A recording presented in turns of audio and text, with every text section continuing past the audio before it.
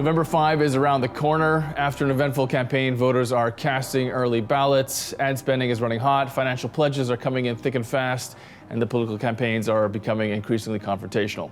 I'm Jon Gordon from the UBS Chief Investment Office in Hong Kong in this three-part special series on the U.S. election for Circle One. Now, for this first episode, we're very pleased to have Shane Lieberman with us, Senior Government Affairs Advisor at the UBS Public Policy Office. Shane brings a deep understanding of how Capitol Hill works, or perhaps doesn't work at times, and how the election process and outcomes translate into real policy. Welcome, Shane. Thank you. It's great to be with you. So looking at it from the poll averages, it seems like any post-convention bump for Kamala Harris appears to have really faded at this point. Trump sort of narrowing that the situation. With the race exceptionally tight, where do things stand as we head toward Election Day from your point of view? I think that's right. The race is exceptionally tight, and it's getting tighter by the day.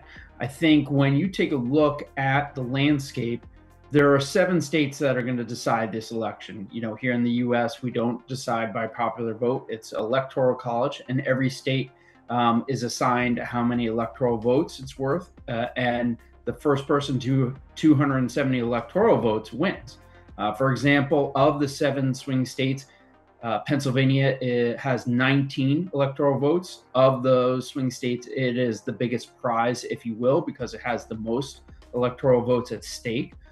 So you really see the candidates honing in on those 7 states to try and figure a way out to win. If you look at the states one by one, they're all within the margin of error in polls.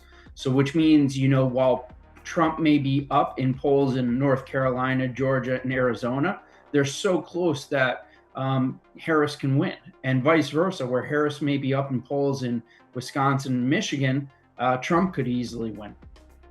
So what factors or tactics might tilt proceedings in these swing states here, right? It seems like maybe what works in Pennsylvania might not help in another state. So what do you see as proving most effective? That's right. You have voters who have different issues, and often, it depends on where you live. So in Arizona, voters may be more concerned with immigration. So you'll see former President Trump talking a lot about immigration there and reiterating that message daily in Arizona.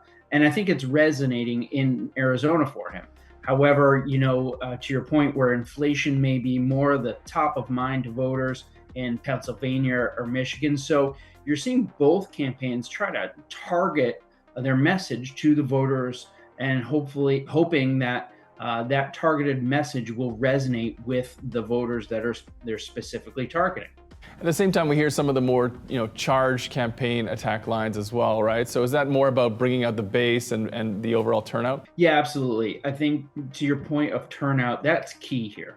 A lot of these states are going to be narrowly decided by one side or the other. So if 1% may make the difference. So getting out your supporters to, in fact, vote is key. And that's why you see in this election, former President Trump stressing early voting, whereas he was on the opposite side of the issue in 2020. And that is because I think he and his campaign realizes that every vote's going to matter. So what they don't want to hear is, bad weather on election day and some people didn't get out to vote. Hey, maybe you get sick on election day, you didn't get out to vote. And that could be the difference because we expect this to be so close of an election. Shane, we've had these terrible back-to-back hurricanes. A lot of people, unfortunately, very affected by that. It's also taken on a political aspect, whether it's the federal response, the level of FEMA funding that's been approved, or perhaps risks to turnout when we do see voters asked to go in and cast those ballots.